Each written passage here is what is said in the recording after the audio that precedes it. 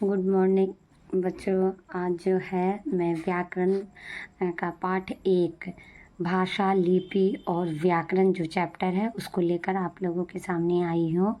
और यह पाठ व्याकरण जो है यह 9 to 12 सभी के लिए एक समान है। ऐसा नहीं है कि केवल 9th के लिए है या 10th के लिए है या 11th के लिए या 12th के लिए, सभी के लिए है। तो जैसा कि हम सभी जानते हैं कि व्याकरण का पहला पाठ ही किसी भी बुक में आप देखिएगा, पहला पाठ आपको यही मिलेगा। तो इस पाठ में जो महत्वपूर्ण प्रश्न है उसको मैं लेकर आप लोगों के सामने प्रस्तुत हुई हूँ। तो सबसे पहले भाषा। भाषा क्या है? तो भाषा एक साधन है जिसके द्वारा मनुष्य अपने मन के भाव और विचारों को एक दूसरे के समक्ष आदान प्रदान करते हैं या प्रकट करते हैं। आप परिभाषा किसी समझ लेना है और आपको अपने शब्दों में भी इसे लिख सकते हैं कि भाषा क्या है। तो ये मनुष्यों के द्वारा प्रयोग की जाती है भाषा, ठीक है। तो भाषा शब्द कहाँ से आया है, कहाँ से भाषा शब्द की जो ये उत्पत्ति हुई है कहाँ से हुई है? तो ये शब्द संस्कृत के भास, ये सौ में हलंत लगा है, धातु से उत्पन्न हुआ है जिसका अर्थ है व्यक्तवाणी। व्यक्त वाणी यानी आपने जो कहा। और भाषा से तात्पर्य मात्र ध्वनि नहीं होती है बल्कि ध्वनियों के मेल से शब्द और सार्थक वाक्य बनते हैं। इसलिए पशु पक्षियों की भाषा नहीं होती। यानी आप कह सकते हैं कि पशु और पक्षियाँ जो आपस में बात करते हैं या वो ध्वनि जो निकालते हैं या उनकी जो आवाज़ें होती वो भी भाषा है। तो वो भाषा नहीं होती है क्योंकि उनके बोलने से आप नहीं समझते हो, किसी वाक्य का या किसी शब्द का गठन नहीं होता है। तो इसलिए हम कह सकते हैं कि पशु और पक्षियों की कोई भाषा नहीं होती है, वह ध्वनियाँ होती है। इसलिए आपने छोटे कक्षाओं में पढ़ा होगा बिल्ली की आवाज़ कैसी होती है, कुत्ते की आवाज़ कैसी होती है, बंदर की आवाज़ क्या होती है, इस प्रकार से आपने सुना होगा। भाषा के प्रकार। अब हम देखेंगे भाषा के प्रकार। तो भाषा के 3 प्रकार हैं लेकिन मुख्य 2 ही है, लिखित और मौखिक। लिखित भाषा और मौखिक भाषा। तीसरा एक सांकेतिक भाषा भी है जिसका जिक्र किया जाता है लेकिन इसका प्रयोग बहुत कम होता है। तो सबसे पहले लिखित भाषा। जैसा कि नाम से ही आपको पता है कि लिखित भाषा लिख कर, तो जब मनुष्य लिख कर अपने भाव विचारों को प्रकट करता है तो वहाँ लिखित भाषा होती है। लिखित भाषा, ये जो भाषा होती है वह स्थायी भाषा होती है। जैसे कविता लिखना, पोस्टर, पंपलेट, पत्र लेखन, शिक्षकों के द्वारा श्याम पट पर लिख कर बच्चों को पढ़ाना इत्यादि, ये जो है आपके लिखित भाषा में। तो लिखित भाषा ये हुई आपने। ये जो भाषा होती है स्थायी भाषा होती है, यानी हमें वर्षों तक अगर हम किसी बात को लिख कर रखते हैं तो वर्षों तक वो उसी रूप में हमारे पास संग्रहित रहती है, इसलिए से स्थायी भाषा के रूप में जाना गया है। आप लोगों ने अपने घर परिवार में भी देखा होगा जो मुख्य बातें होती है जैसे ज़मीन और जायदाद की बातें, ये बोल कर नहीं की जाती है, ये लिख कर किसी दस्तावेज में लिख कर आपके सामने हमेशा के लिए स्थायी रहता है। अगर किसी के पास लिखित रूप में कोई कागज़ है कि यह ज़मीन उसकी है तो वो वास्तविक में उसी की मानी जाएगी क्योंकि लिखित भाषा का ही महत्व होता है।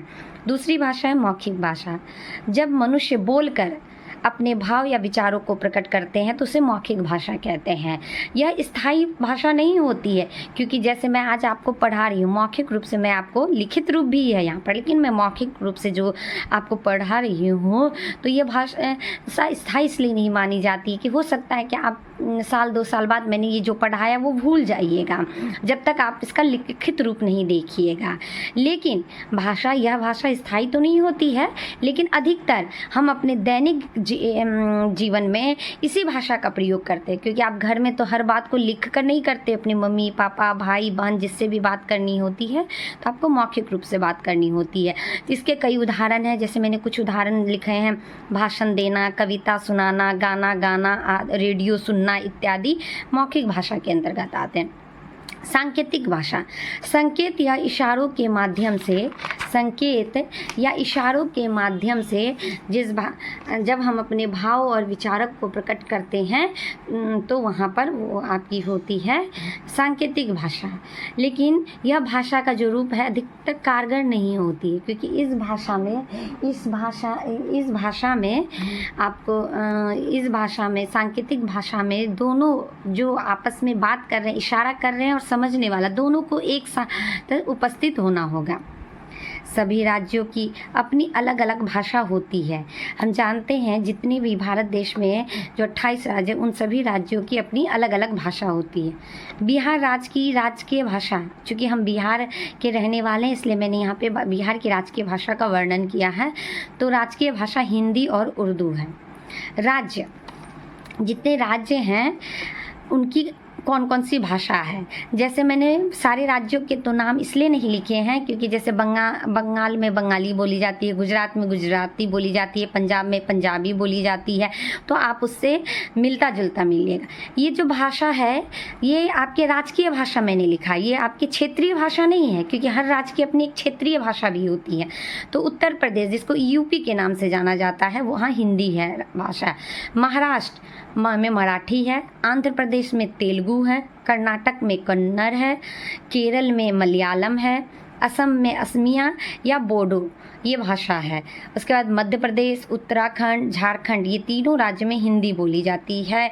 इसके बाद वहाँ की क्षेत्रीय भाषा जो है वो है ही।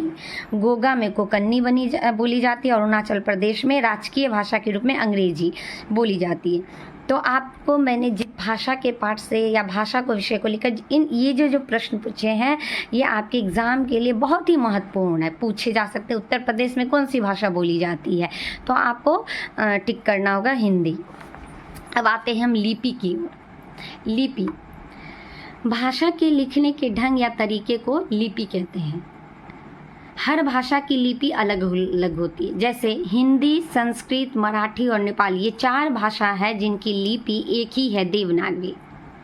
आपको प्रश्न ऐसे भी पूछ सकता है कि मराठी भाषा की लिपि क्या है, देवनागरी, इसलिए मैंने चारों भाषाओं को एक साथ लिखा है, इसकी लिपि देवनागरी है। पंजाबी की गुरुमुखी, ज़रूर याद कीजिएगा, प्रश्न हमेशा इंटर हो मैट्रिक हो इसमें हमेशा पूछे जाते हैं। अंग्रेजी की लिपि रोमन और उर्दू की लिपि फारसी। अब व्याकरण क्या है? व्याकरण एक शास्त्र है। शास्त्र जब हमने कह दिया तो इसमें नियमों का उल्लंघन नहीं होगा, नियम ही होंगे, आपको नियमों के अनुसार ही चलना होगा, क्योंकि हमने यहाँ इसे शास्त्र कह दिया है, जिसके माध्यम से हम शुद्ध लिखना और बोलना सीखते हैं। जैसे मैं घर आता हूँ, मैं घर आता हूँ, ये अशुद्ध वाक्य है।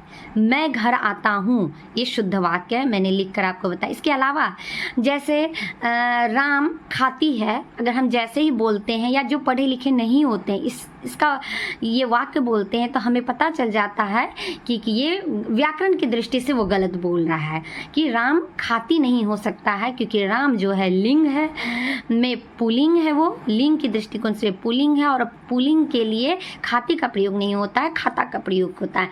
तो इस तरह से आपको नॉक करेगा कि नहीं आप गलत कर रहे हो, वो सामने वाला गलत बोल रहा है, ये जो आपको बताता है, निर्देश देता है, ये व्याकरण कहलाता है। और व्याकरण में नियमों के अनुसार ही चलना पड़ेगा, आपको अपने मन के अनुसार नहीं। इसके साथ अब भाषा के और सारे विभिन्न रूप हैं जो एग्ज़ाम में, परीक्षाओं में पूछे जाते हैं और आपको जानना भी ज़रूरी है। जैसे सबसे भाषा का बोली, ये भाषा का क्षेत्रीय रूप होता है और सीमित क्षेत्रों में बोली जाती है।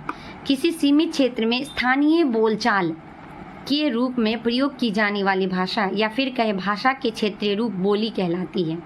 जैसे अंगिका, सुरजापुरी, मगही, मैथिली, भोजपुरी आदि इत्यादि ये बोली है जो कि सीमित क्षेत्र में बोली जाती है। उस क्षेत्र से आप बाहर निकलते हो तो वहाँ पर की बोली दूसरी हो जाती है। मातृभाषा, जैसा कि मातृभाषा में 2 शब्द है, मातृ और भाषा। मातृ मतलब माता और भाषा मतलब भाषा, माँ की भाषा। तो बहुत लोगों का मानना है कि जो माँ की भाषा होती है वही मातृभाषा होती है, लेकिन ये भ्रांति है। वह भाषा जो बच्चा अपने माता पिता या परिवार या फिर आस पड़ोस से सीखता है। केवल माता की भाषा मातृभाषा नहीं कहलाती। जैसे एक बंगाली माँ के बच्चे का पालन पोषण बिहारी परिवार में होता है तो वह बच्चा कौन सी भाषा सीखेगा, या उस बच्चे की मातृभाषा क्या होगी? उस बच्चे की मातृभाषा बिहारी होगी, ना कि बंगाली। भले उसकी माँ बंगाली है, लेकिन उनका रहन सहन, उसका पालन पोषण छोटे से बिहारी परिवार में हुआ है। राजभाषा, यह राजभाषा है, ना कि राज्य भाषा। स्टेट लैंग्वेज नहीं है, बल्कि ऑफिशियल लैंग्वेज है। इसको इंग्लिश में ऑफिशियल लैंग्वेज कहते हैं। जिस भाषा में सरकारी काम काज, प्रशासन और कार्यालयों में जिस भाषा में काम होता है, उसके राजकीय भाषा कहते हैं। राजभाषा या राजकीय भाषा कहते हैं। जैसा कि मैंने ऊपर ही बतला दिया है कि बिहार की राजकीय भाषा उर्दू और हिंदी है। उसके अलावा अन्य राज्य और भाषा भी मैंने लिखा है। संपर्क भाषा, जब अलग अलग मातृभाषा वाले लोग के बीच संवाद यानी बातचीत स्थापित करने के लिए हम जिस भाषा का प्रयोग करते हैं, उसे हम संपर्क भाषा कहते हैं। जैसे भारत में हिंदी, और आपको भारत से बाहर यानी वैश्विक स्तर पर आप जाइएगा तो अंग्रेजी संपर्क भाषा के रूप में काम करती है।